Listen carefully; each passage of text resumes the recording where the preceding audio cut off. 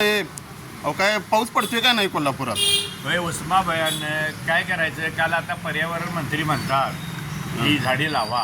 कसली हरभऱ्याची झाडं लावा? हसतेच काय राव?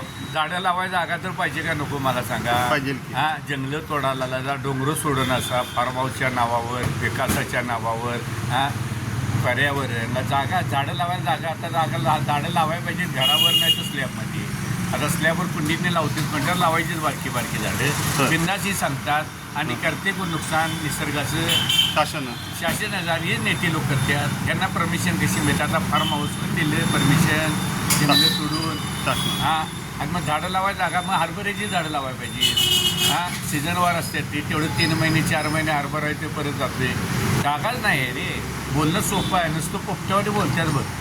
पण निसर्ग हा निसर्ग आहे, त्यामुळे हे प्रॉब्लेम हो. आता पाऊस पडणार, हा उकाडा आहे, तापाला लागले, ही कारणं काही म्हणजे निसर्गाच्या विरोधात गेलेत. त्यामुळे तर हे प्रॉब्लेम आहे. विकासाच्या नावावर यांची आपापली घरं भरलेल्यात, आपापल्या जागा, जंगलं सोडणार, डोंगरं सोडणार, डोळ्यासमोर दिसते पण माणूस दिसते बोलायला नको, चांगलं दिसते. त्यामुळे तर देशाचं वाटोळ झालं. घेताय का? लोकशाही आहे. बाबासाहेब आंबेडकर घटनेत लिहिले, बोललं पाहिजे. हां, हाऊस आहे म्हणून बोलत नाही, पण अनेक लोकांचा मी वाकडा होते, पण सत्य बोललं पाहिजे का नको? पाहिजे.